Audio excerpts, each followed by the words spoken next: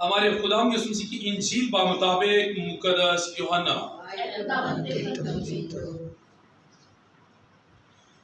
یوحنا کے مطابق لکھی گئی ہمارے خدا یسوع مسیح کی انجیل اس کا 17 باب اس کی 20ویں سے 26ویں آیت مقدسہ۔ اس وقت یسوع نے اپنی آنکھیں آسمان کی طرف اٹھا کر کہا، اے قدوس باپ، میں صرف انہی کے لیے نہیں بلکہ ان کے لیے بھی عرض کرتا ہوں جو ان کے کلام کے وسیلے سے مجھ پر ایمان لائیں گے، تاکہ وہ سب ایک ہوں جس طرح تو اے باپ مجھ میں ہے اور میں تجھ میں ہوں، اور وہ بھی ہم میں ایک ہوں، تاکہ دنیا ایمان لائے کہ تو نے مجھے بھیجا ہے، اور وہ جلال جو تو نے مجھے دیا ہے میں نے انہیں دیا ہے، تاکہ وہ ایک ہوں جس طرح کہ ہم ایک ہیں، میں ان میں اور تو مجھ میں ہے، تاکہ وہ وحدت میں کامل ہو جائیں، اور تاکہ دنیا جان لے کہ تو نے مجھے بھیجا ہے، اور کہ جس طرح تو نے مجھے پیار کیا ہے اسی طرح انہیں بھی پیار کیا ہے۔ اے باپ، میں چاہتا ہوں کہ وہ بھی جنہیں تو نے مجھے بخشا ہے جہاں میں ہوں میرے ساتھ ہوں، تاکہ میرے اس جلال کو دیکھیں جو تو نے مجھے دیا ہے، اس لیے کہ تو نے دنیا کی تکوین سے پیشتر ہی مجھے پیار کیا۔ اے عادل باپ، دنیا نے تجھے نہیں جانا مگر میں نے تجھے جانا ہے، اور میں نے تیرا نام ان پر ظاہر کیا ہے اور ظاہر کروں گا، تاکہ وہ پیار جس سے تو نے مجھے پیار کیا ہے ان میں ہو اور میں ان میں ہوں۔ انجیل جلیل کے وسیلہ سے ہم سب کی خطائیں معاف کی جائیں۔ سبھی بیٹھیں۔ مسیح خدا میں میرے عزیز بھائی بہنوں، ہم خدا کا ہر لحاظ سے شکر ادا کرتے ہیں کہ خدا ہمیں ان ایامی موقع فراہم کر رہا ہے کہ ہم خدا کی حضوری میں آ کر خدا کے نام کو جلال دیں۔ آج میں بالخصوص دعا کرتا ہوں، اکثر اوقات انسان کے دل سے دعا نکلتی ہے۔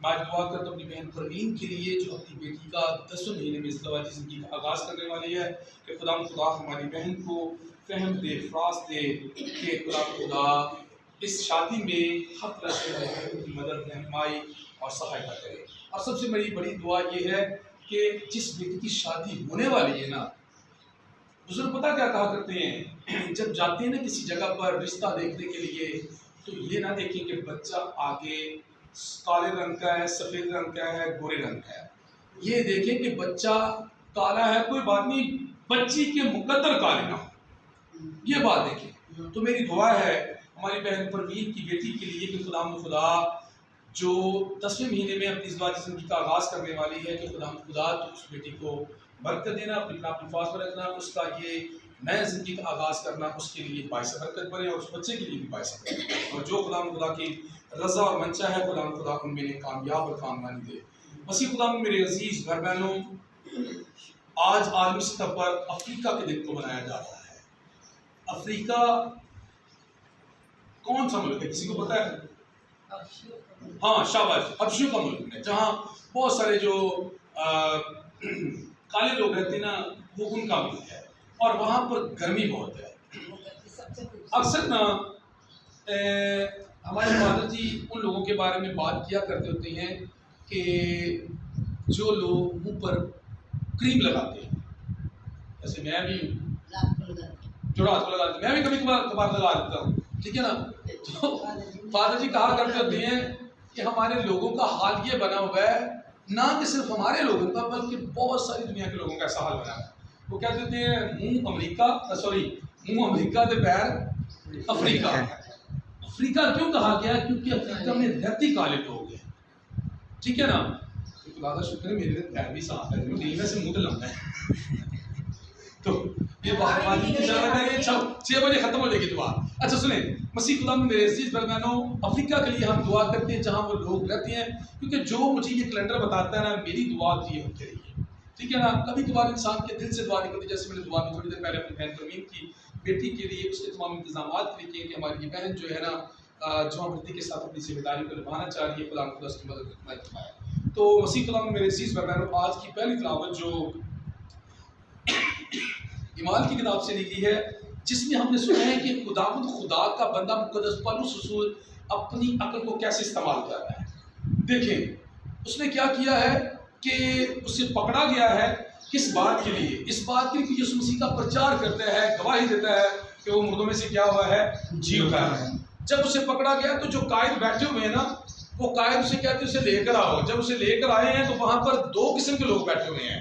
کون کون سے لوگ تھے آپ نے سنا تھا؟ ایک تو صدوقی تھے اور دوسرے فریسی تھے، وہ وہاں پر بیٹھے ہوئے۔ اس نے کیسی ہوشیاری دکھائی ہے؟ مقدس پالوس رسول نے ایسی ہوشیاری حکمت عملی دکھائی ہے کہ اس نے کہا کہ بھائی میرا کیا قصور ہے؟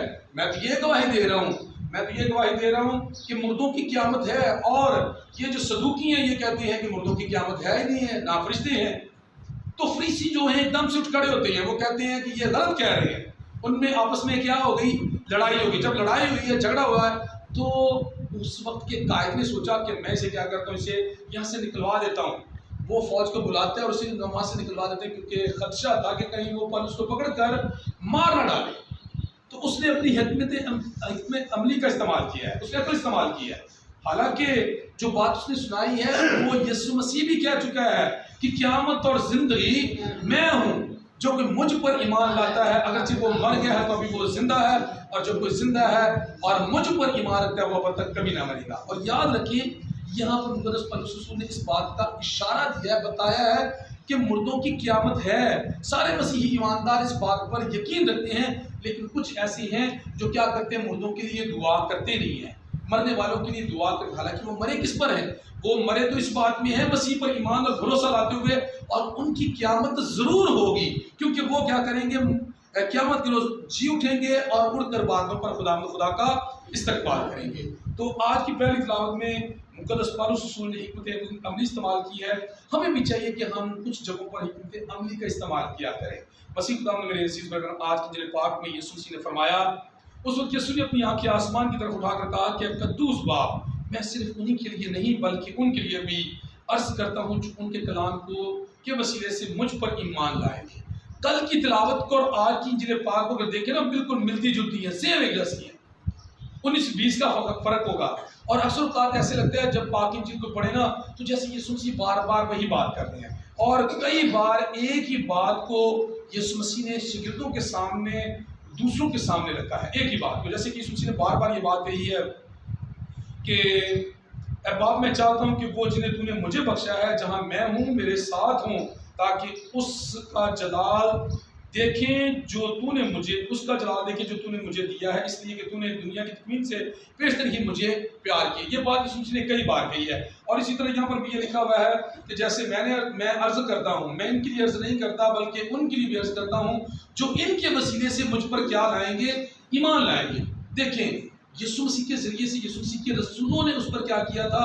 ایمان لائے تھے، لیکن ہم یسوع مسیح کے ذریعے سے تو یسوع مسیح پر ایمان نہیں لائے، ہم تو بھائی کلام کے ذریعے سے ایمان لائے ہیں۔ اور پھر سب سے بڑی بات ہے کہ رسولوں نے اسی ایمان کو آگے کیا کیا ہے؟ لوگوں تک پہنچایا ہے۔ اور یسوع مسیح آج یہ دعا کر رہے ہیں کہ ان کے کلام کے وسیلے سے جو مجھ پر ایمان لائیں گے، کن کے کلام کے وسیلے سے؟ رسولوں کے کلام کے ذریعے سے جو مجھ پر ایمان لائیں گے، میں ان کے لیے عرض کرتا ہوں۔ بھائی آج ہم نے رسولوں کے کلام کے ذریعے سے، جو رسولوں نے کلام کو تحریر کیا ہے، ان کے ذریعے سے مسیح پر ایمان لائے ہوئے ہیں۔ تو خدا یسوع مسیح ہمارے لیے بھی کیا کرے گا؟ عرض کرے گا۔ عرض کون سی کرنی ہے؟ کہ یہ میرے وہ لوگ ہیں جنہوں نے زمین پر رہتے ہوئے خدا تیرے بندہ کو، تیرے بیٹے کو قبول کیا اور تیرے نام کو جلا دیا۔ اور یسوع مسیح آج ہمارے لیے کیا کرے گا؟ عرض کرے گا، جب اڑ کر باتوں پر خدا کا استقبال کرے گا۔